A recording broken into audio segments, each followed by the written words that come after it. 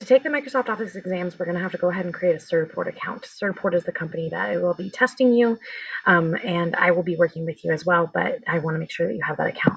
So we're going to go to a web browser first, and then you're just going to go ahead and click up on the URL, and we're going to go to certiport.com, certiport.com. And then when you get to certiport.com, you're going to go ahead and create a new account. You're going to want to register or log in the top right-hand corner of the website. And then when we're going to go ahead and be on the next screen for logging in, we're actually going to go to new user here over on the right, and we're going to click register. When registering for an account, it's very important that you make sure that you are utilizing the correct information about you and you're capitalizing things correctly and those kinds of things, because it's really hard to change your account information once you create it.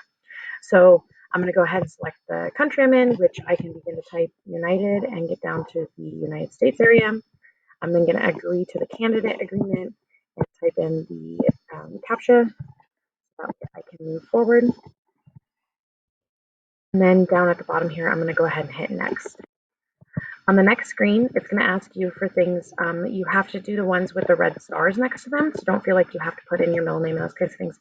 But I would highly suggest that when you create this for your first and last name, you type your name correctly and you capitalize the first letter, because this is how your letter will appear, your name will appear on your certificate. You can see right here, it says this is exactly how your name will appear on your certificate. So when you get certified, you want your name to look good on there.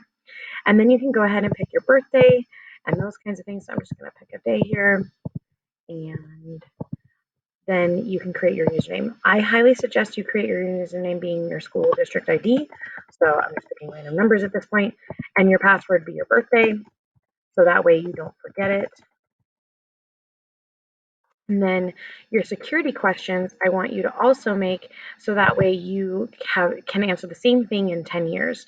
So when you're picking things, don't answer what city or town you were born in with the moon. I had a student do that once.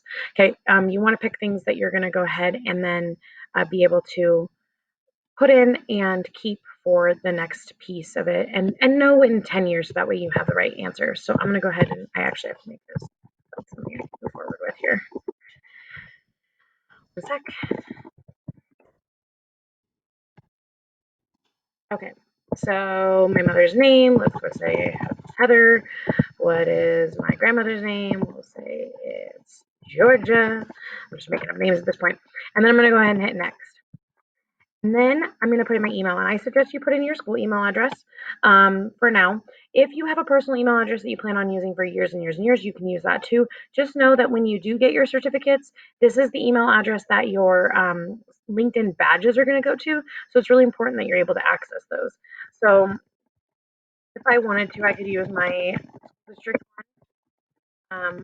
That does get deactivated, so you can change it after you create it. And then you don't have to put in a phone number ID because it doesn't have red stars. And then your address is the next piece. So line 1 is your street address. So for instance, 460 North 6th Street would be a street address. City would be Cheney. State would be Washington. And then 99004 is the zip code for that area. So that's how you would get your address in there. If you don't know your address, you can put this address because this is the school's address. They don't send you things unless you get like a really high certificate and they want to send you one in the mail. Then next, we're going to go ahead and put that, yes, you are in fact a student. You can say how many years you've been. So if you're a freshman, you'd be putting 8. If you're a sophomore, you'd be putting 9, and so on and so forth. So I can put like 11 if I'm a 12th grader. And then if you're doing like DECA or FBLA or FFA or any of those, you can go ahead and click this. You can also click it even if you aren't doing it, just in case. FBLA and DECA both have tests for this, and then they have the ability to actually take you to like nationals for it. So you can always click yes and then check FBLA, because my class is associated with FBLA. Even though you may not be in the club, at least you could be in the competition. And then if you do end up making it, we can let you know, and that could be really cool. Answer whether or not you're currently employed. If it says no, you can put unemployed, and then your gender, and then go ahead and submit that. And then that will create your profile. And then I'm not going to hit submit because I've just created a profile. On the next screen, it's going to have something that asks you about logging into Microsoft. So I'm going to go ahead and cancel this and go back to Certiport. I want to show you what that looks like. So I'm going to go ahead and log into my account real quick.